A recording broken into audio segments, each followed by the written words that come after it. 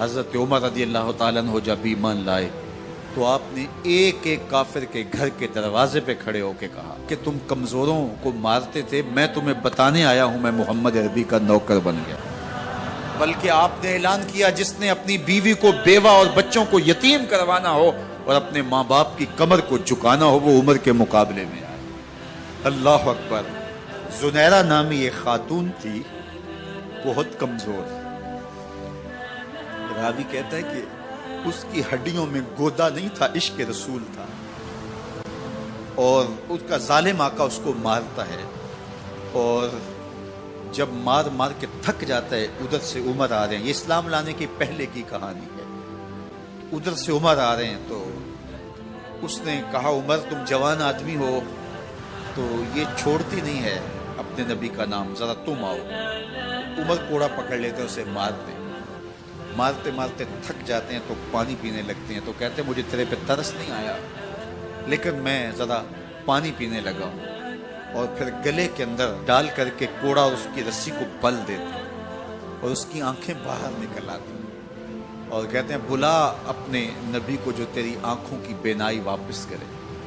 اللہ اکبر۔ تو اس نے آسمان کی طرف منہ کر کے کہا مالک میں کبھی بھی آنکھوں کی بینائی نہ مانگتی لیکن اب تیرے نبی کی عزت کا سوال ہے۔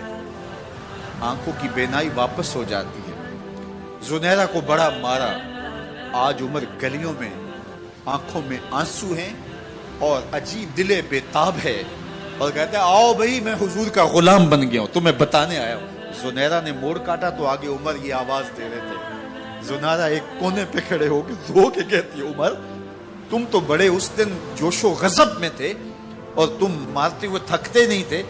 تو عمر نے کہا زنیرہ اس دن میں نے دیکھا نہیں تھا، اب میں محمد عربی کو دیکھ آیا ہوں۔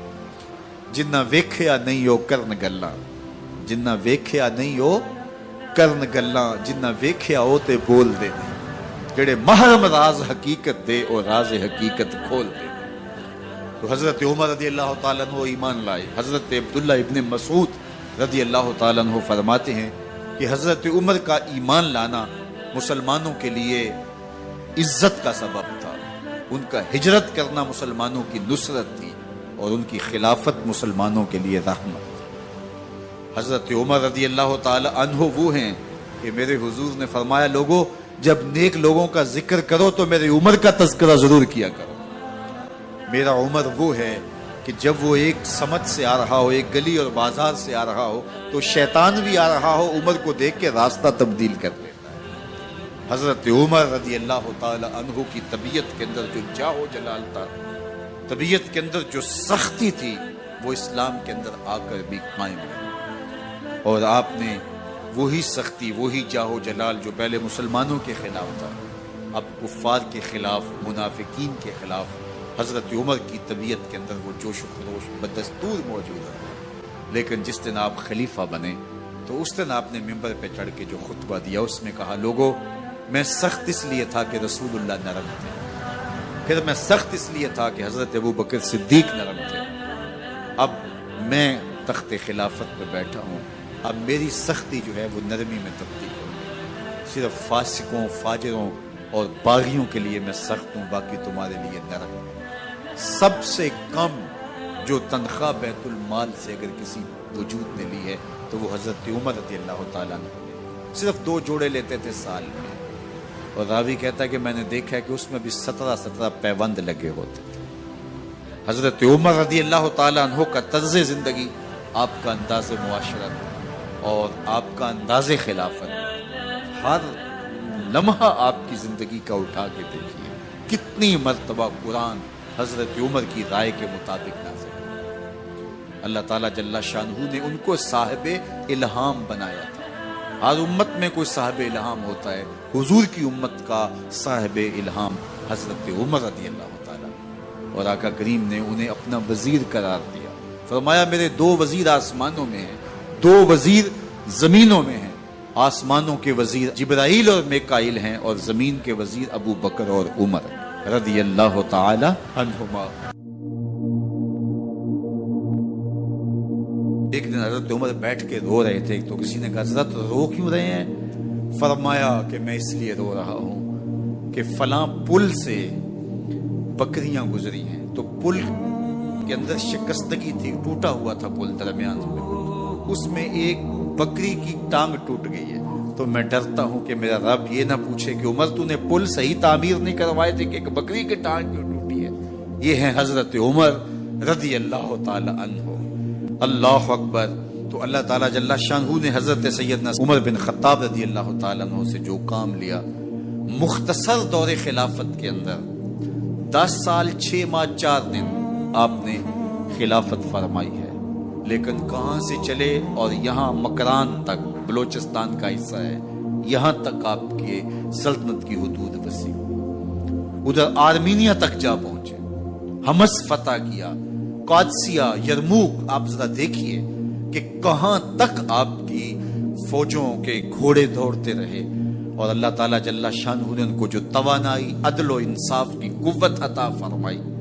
اللہ اکبر۔ جب زمین پہ عدل کیا ہو تو زمین بھی حکم مانتی ہے، اور حضرت عمر وہ تھے جن کا حکم ہوائیں بھی مانتی تھی، زمین بھی مانتی تھی، جن کا حکم جو ہے وہ آگ بھی تسلیم کرتی تھی اور دریا بھی ان کا حکم مانا کرتے تھے۔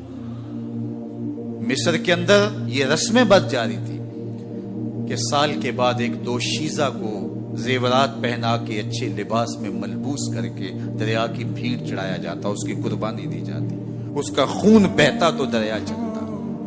جب مسلمانوں نے مصر فتح کیا تو گورنر نے لکھا کہ اسلام تو اس طرح کی رسوم کی اجازت نہیں دیتا، لیکن خشک سالی ہے، لوگوں کی فصلیں ویران پڑی ہے، تو حضرت کیا کیا جائے؟ تو حضرت عمر رضی اللہ تعالیٰ عنہ کاغذ کے ٹکڑے پہ لکھتے ہیں، بسم اللہ الرحمن الرحیم، مصر کے نیل کی جانب عمر کا خط لکھتے ہیں، اے نیل اگر تو اللہ کے حکم سے چلا کرتا ہے تو چل، ورنہ ہمیں تیرے چلنے کی کوئی حاجت نہیں ہے۔ اور قاصد کو کہا یہ خط لے جاؤ اور جا کے دریائے نیل میں پھینک دو۔ قاصد جا کے خط دریائے نیل میں پھینک دیتا ہے، پانی آتا ہے، ایسا دریائے نیل چلا، 14 صدیاں ہوئی ہیں آج تک کبھی بند ہی نہیں ہوا۔ دریا حکم مانتے، آگ نکلتی ہے۔ لوگ حضرت عمر رضی اللہ تعالی عنہ کے پاس آئے، حضرت لاوا پھوٹا ہے، آگ نکل رہی ہے اور مدینے کی طرف بڑھ رہی ہے، اب کیا کیا جائے؟ فائر بریگیڈ تو زمانے میں تھی نہیں۔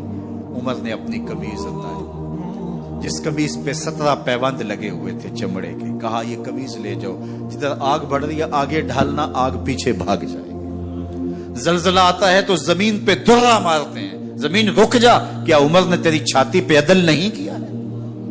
تو یہ عمر ہیں رضی اللہ تعالی عنہ کہ جن کے انصاف کی وجہ سے، جن کے عدل کی وجہ سے اللہ تعالیٰ کی رحمات، اس کی برکات کا نزول ہوتا تھا، اور اللہ تعالیٰ نے مسلمانوں کو وہ آبرو مند حکومت دی۔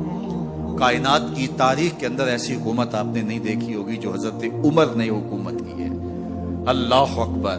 فرمایا فرات کے کنارے پہ ایک کتا بھی پیاسا مر گیا تو اس کا حساب بھی عمر سے ہوگا۔